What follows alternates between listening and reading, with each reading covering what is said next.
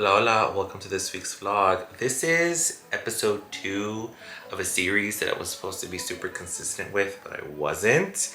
So, happy episode 2, how we found our egg donor. IVF works by using a combination of medicines and surgical procedures to help sperm fertilize an egg. During in vitro fertilization, mature eggs are collected from ovaries and fertilized by sperm with the help of an embryologist in the lab. Then a procedure is done to place one or more of the fertilized eggs, called embryos, into a woman's uterus. Sorry, little Lankford. I would have recorded this a lot sooner, but life gets in the way, and we have been preparing for you. We've been nesting. That's why we're in your room, and it's a disaster back here because we are currently 32 weeks pregnant. So you're almost here. You're gonna be here in like not 8 weeks because you're definitely gonna come out before 40 weeks, but like in 7 weeks. So basically tomorrow, and we're not ready. I just started doing laundry. Okay, we literally had to shop around for an agency as if we were shopping for something on Amazon. The only resource we had was the internet and Yelp, like Google reviews, to tell us whether or not like these were the people, this was a group that we wanted to work with so you can come into existence.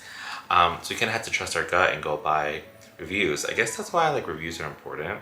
And even though we know exactly how it works to make a baby, we don't know how it works to make a baby with science and assisted reproductive technology art. We still needed someone to tell us exactly what to do because we're involving not just us, but a team of people. So we definitely wanted a person, not just like a group, a team, to be like, hey, this is what you're supposed to do next. Like, no, somebody call me on my personal line, which this person that I'm gonna talk about in a minute has many times, and tell me what I'm supposed to do. We did a couple interviews with a national agency. Didn't love it at the time. We just felt like we don't want to be another number because this is such a serious process that we want to do. And it's such like an intimate process, right? So we didn't go with that. And then we interviewed a couple of local agencies. One agency we weren't too happy with, kind of like, I think we were okay with like the initial conversation, but it's literally like going online and it's like a kind of like a dating profile. There are like databases where you see prospective donor women that have pictures of them, their families, what they looked like when they were kids. I mean, all the stats you could ever possibly think of, their hobbies, their favorite color, education, family history. I mean, everything under the sun, like personal statements. Some websites even offer like videos so you can see like what they sound like, because obviously this is going to be 50% of your genetic makeup, right? So they're really intense to go through this process. And then how do you like do this? Do you do it based on what their profile says, what they look like, what they sound like, how old they are, what part of the world they're from, what part of the country they're from, whether there's just so many things that you can take into consideration. Obviously, I think we'll keep, secret or why we chose our person, because this being it's very private. For us, we want to keep at least that, to ourselves. So we're not gonna blast it on the internet for people. You'll know. One thing we didn't want to happen, which is what one of the agencies did here, was tell us who to use.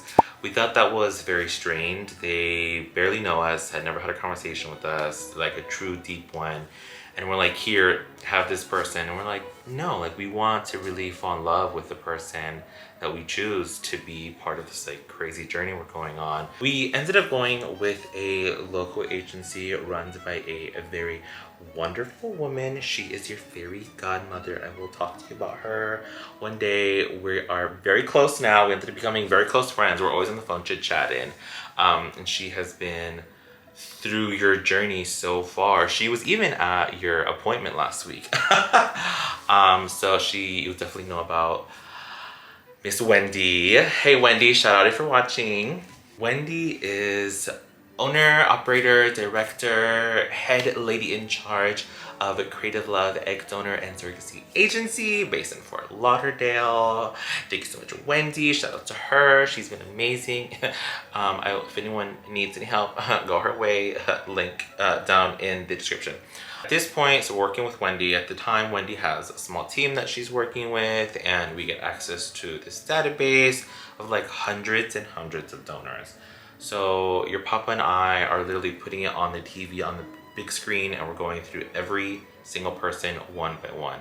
When I tell you that we went through hundreds of profiles for days, weeks, and months, I am not kidding. Hundreds of women that are selfless and are beautiful and are wonderful and are magical that we want to be part of this journey. We went through so many. But let me backtrack because I'm obviously going too far ahead. So we signed on with this agency, and then they recommended that we go get some lab work done for ourselves. So this is another part where it's kind of like we don't know what to do, which is why we need someone to hold us, hold our hand. And Creative Love sent us to IVF Florida Fertility Clinic. I think that's the title of their business. Correct me if I'm wrong. Am I right? And then there we just did like basic blood work, this and that, like just labs to make sure that we were okay and we were okay to be parents. That's where in the previous video we talked about samples are it's just how it works. So that's another reason. So that was another thing, like, do we just go with the person with the clinic that our agency was already comfortable with? Because there is a lot of back and forth with the agency, an egg donor, our surrogate at one point. So we wanted to make sure it was just kind of like a very fluid and open relationship. And the clinic itself was really beautiful. Honestly, looked like a 5-star spa. I think I mentioned this before. So we really had no issues, and everybody was really professional. It was great. It was something that we were like, no, it's fine, let's do it. So we did that. The egg donor also needs to report to this clinic. So not only do we need to make sure that this clinic treats us well, but we need to make sure that they're going to treat our egg donor and eventually our surrogate well, and that we were comfortable having them in their care. But 5 out of 5 stars. So backtrack to get back on track. When your dad and I were looking at the registries, the database, we were like, oh, you know, it's so great to have all these options, but not really. A lot of the women were on this database, and then later did we find out, just perusing the internet, that some of these donors were on multiple websites, which is fine, not an issue. It's okay, you know, it's kind of like a first come, first serve basis. I think some egg donor agencies sign contracts so you're like solely for them, but I don't think a lot of them. Again, I'm not an expert on the process. This is our first time, but we did see the same donors on multiple websites. And what happens when you have so many women sign up for these egg donation like portals, they lose interest. That's number one, because they're on these databases for so long that they kind of forget that they did it in some capacity, or when you reach out to them, perhaps they're no longer interested, or if you reach out to them and you know they're happy and willing, but it is a lengthy process that you have to be extremely committed to. They weren't able to do it at this time, and we were eager to get, you know, the stuff we needed, the egg, so you can exist. You know, so it was really frustrating to just kind of go back and forth on like who was able to be part of our journey. Okay, and this started, I want to say, around summer 2022. So we did our work at the clinic. We had done a psych evaluation for us. We were going through the database. We were getting a lot of yeses, a lot of no's, like I can't do it right now. After weeks and weeks and weeks of going through profiles and back and forth emails and availabilities, we land on a donor that we were super excited about. Now, we expressed interest in them and they expressed interest in us, and it was kind of like, okay, we're ready to go on board. So we were super excited. We're like, oh my God, that's it. Like, we have an egg donor. That's such a big part of the process for you to exist, right? So we send her to go get her like levels checked, like all these tests that she has to do, the same kind of like blood work. They have to this is me, have to test for their AMH, and you probably won't know what AMH is. I'm gonna recite it to you right now. An AMH test tells you the number of remaining eggs a woman has in her ovarian reserve. It may also reveal how you respond to injectable fertility drugs to stimulate your ovaries to mature multiple eggs in preparation for in vitro fertilization. So your potential first donor goes in, does blood work, gets her AMH test, does an ultrasound, and this is all at IVF Florida, the place where you were eventually conceived. As we're waiting for all of her tests and things to come back, she also does her psych evaluation, which is an important part of the process. And we have these pictures of the donors and we're excited. Okay, so another thing that happens while we're waiting is that our blood or something, our cells are being sent out, this test, or is it a test or was it a company called SEMA4, or the test is called SEMA4? I'm not too sure. I'll double check before I put it in this video. If I recall correctly, I just said we started in like the summer of 2022, so it's like fall at this point. Like, stuff takes a while, you know. And we finally received the genetic test results in an email. Bad news, she is not a genetic match with me. Her and your papa making embryos, which is a story for another day, would have been fine, but because her and I are carriers for the same genetic diseases, the IVF clinic will not go ahead and make embryos with her eggs, because there is a 25, 50, 75, 100% chance that you could have one of these rare genetic disorders. So of course I'm like, I don't understand. This is so weird. We call Miss Wendy and we're like, Wendy, what is going on? Like, I'm in a panic. What do I do? She's like, look, honestly, I'm going to be very honest with you. I've done this for X amount of years, like more than 10. Your fairy godmother is in it, okay? She's a pro.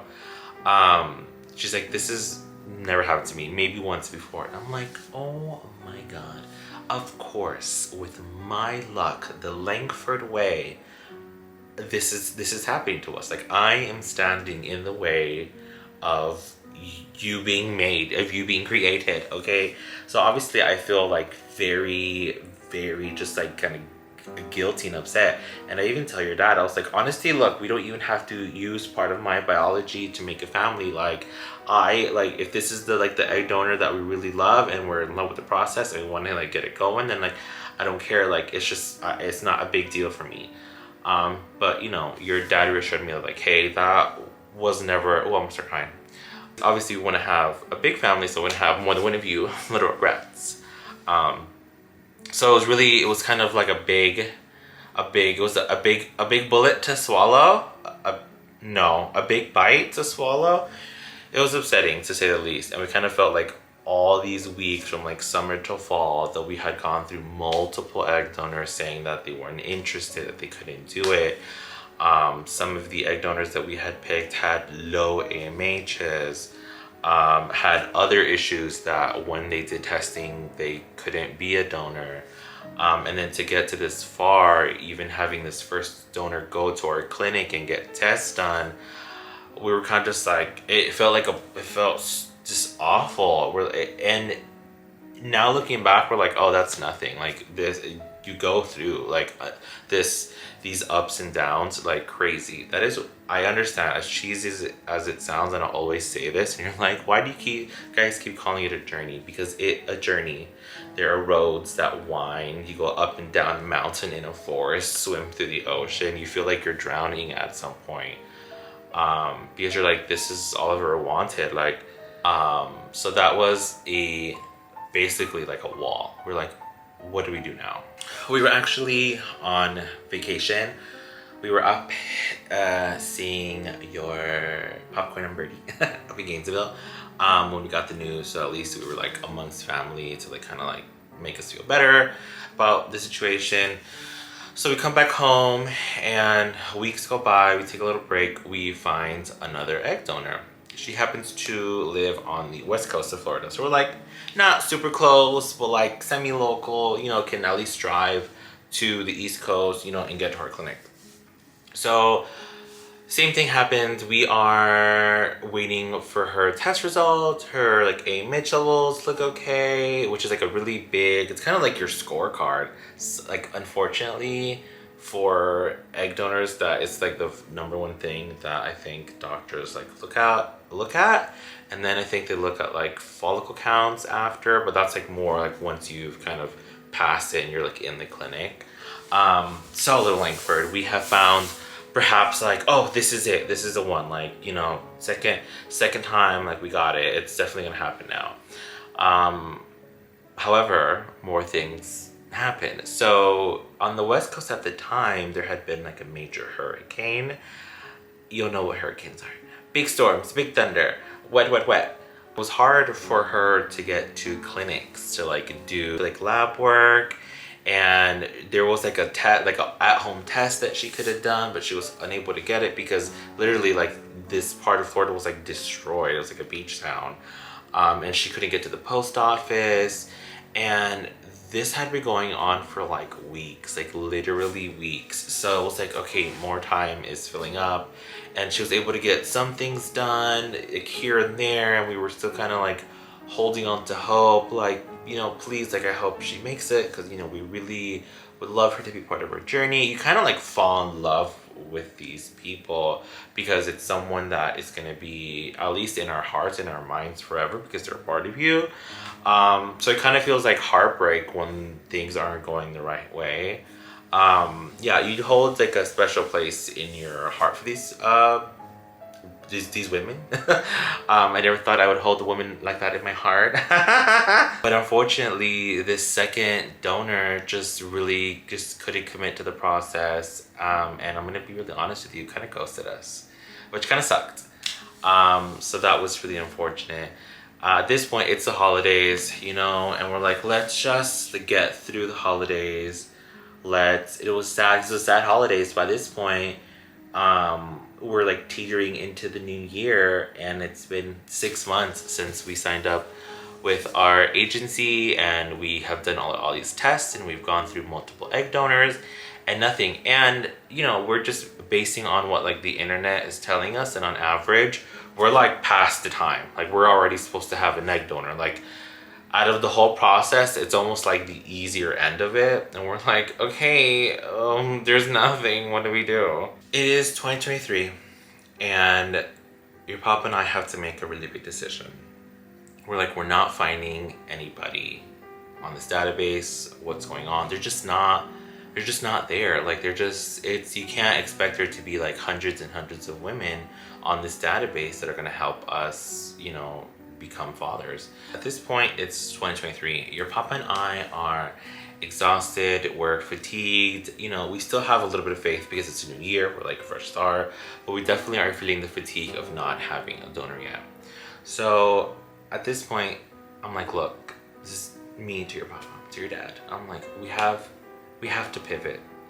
No one, no matter who is helping you along the way, whether it's everybody at the clinic, a psychologist that did our psych eval, a doctor, a nurse, a tech, the receptionist, no one is gonna advocate for us. No, they're helping us along the way. You know, they're liaisons of this process, but no one is going to make our family for us if we're not at like the forefront of it. So we pivoted. We completely pivoted, and we did, I don't want to say a 180, but a 360. And we actually went back to the first agency that we spoke with. It was a national egg donor and surrogacy agency. And we're like, you know what? Maybe let's see if there's somebody here. Let's see if there's somebody there. So we set up a Zoom. We're like, hey, we chit-chatted with you guys like a year ago, almost a year ago. We just didn't work with you at the time. However, you know, we're having some issues finding an egg donor that, you know, fits well in our journey. Like, do you guys think we can like chit chat? They're like, obviously, of course, these are like amazing people in these like now multiple agencies that we're working with to try and, you know, get back on the right track. So we set up a Zoom, we're talking, and they give us access to their database with Surrogacy. And I think, yeah, Surrogacy. But they also do egg donorship. Egg donorship, listen to me, egg donor. So we're like, okay, let's log on and see. Now, same deal. Huge agency, hundreds of people. Now we're on like a national level. The other agency that we're working with is more like local girls, right? So we're like, oh gosh, here we go again. It's like, this is like literally like speed dating, and it's like an emotional speed dating, because it's not just like, oh, my boyfriend, girlfriend, like someone take me on a date. No, it is literally like half of you. Okay, so it's super, it's a very like powerful time that we're spending like looking for this person. So immediately, however, this time we find the donor and we're like, oh, okay. See her pictures, we read her profile. This website has a video, so we hear her voice and we're like, oh, this person is perfect. We immediately, like, we did not have to go through. It was quick. We're like, this is the one. We love her.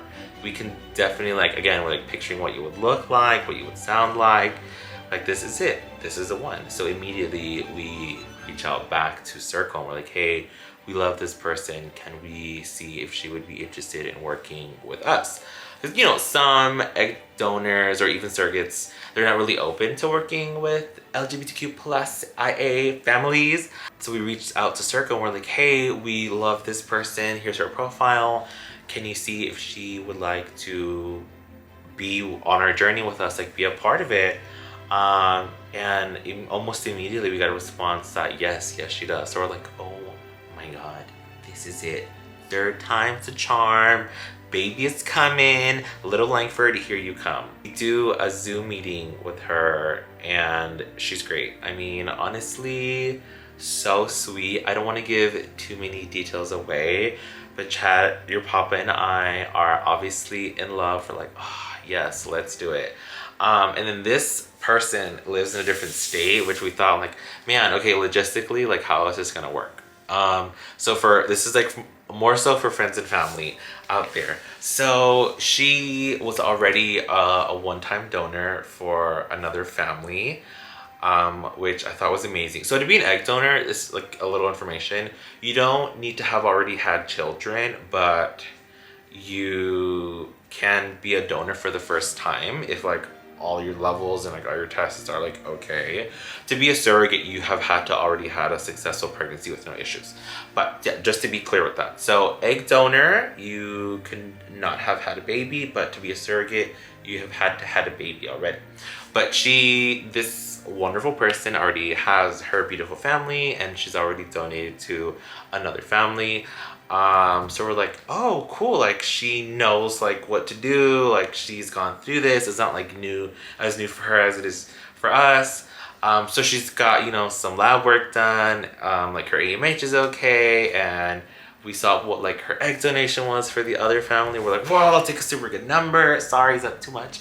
So we're like, wow, she's like a great candidate for us. We are all like in agreement after we spoke. We're like, yes, let's do it. So we go under contract, and that is a lengthy process. You know, it's like the non-fun parts of this process.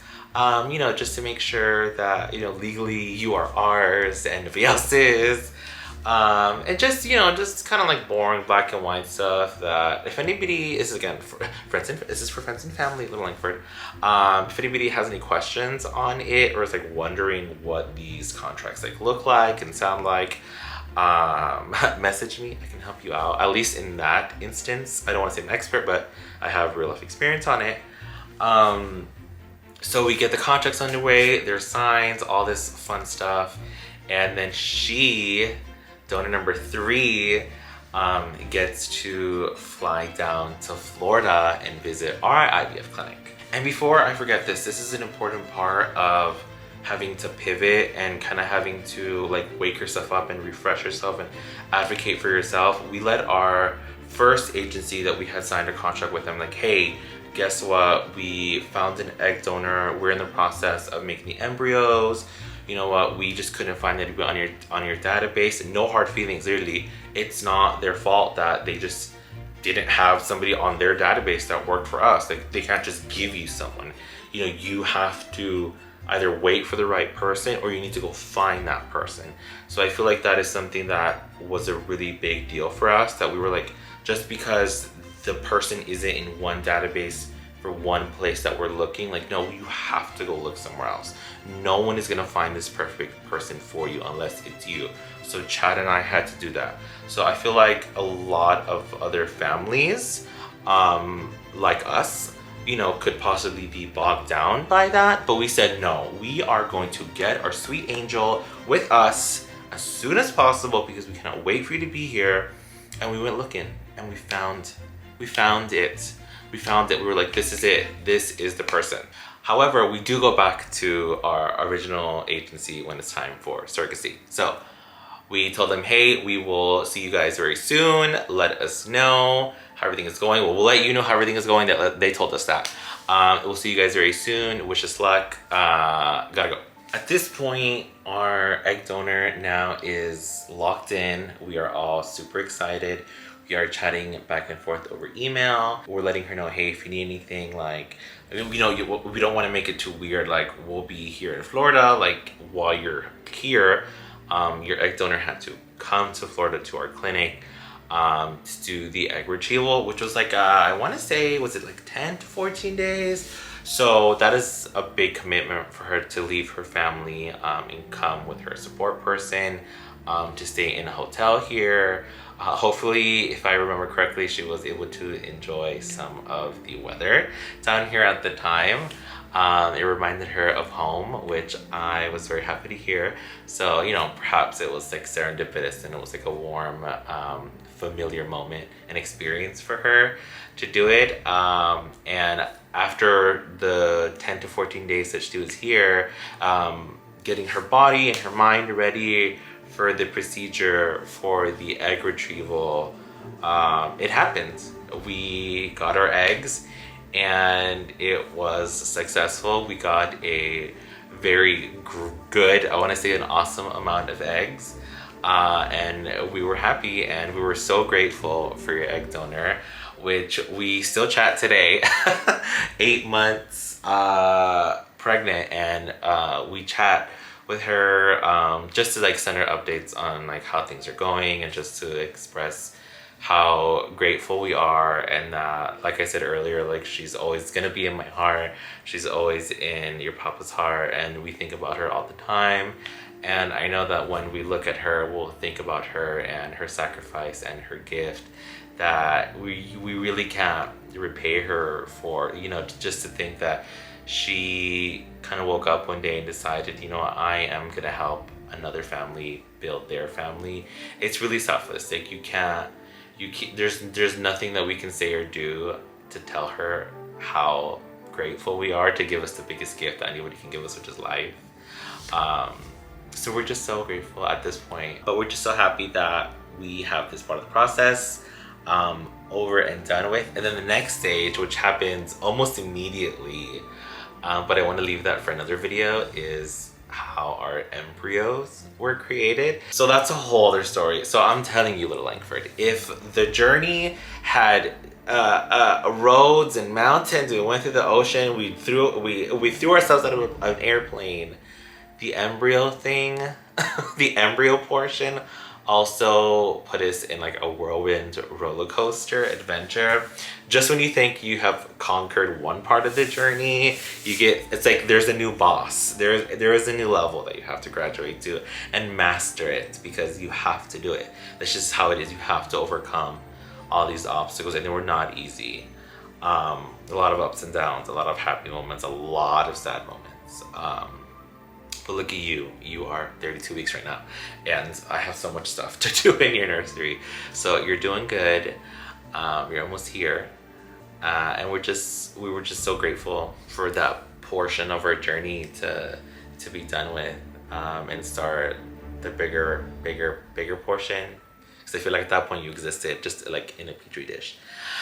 So that's it. So I think if any friends or family have any questions on our agencies that we used, the agency that we're still using, just any tips or tricks that you guys might want to know about or need about at least how we picked our egg donor, and you know how perhaps one day we are planning to talk to our daughter that is watching this right now, of you know who her egg donor is and what they mean to our family, and you know how we selected them, and just how we felt about the whole thing. Please let me know. I would love to chat. And I think that's it for this video. Hopefully I don't leave you guys stranded for like 3 months, because by then at that point little Lankford is here, and then who knows what it's gonna look like. Am I gonna have time? Probably not, maybe. But at least for today, we're signing off. Thank you so much for watching little Lankford. In the next video we'll talk about how you were literally made. Okay, bye.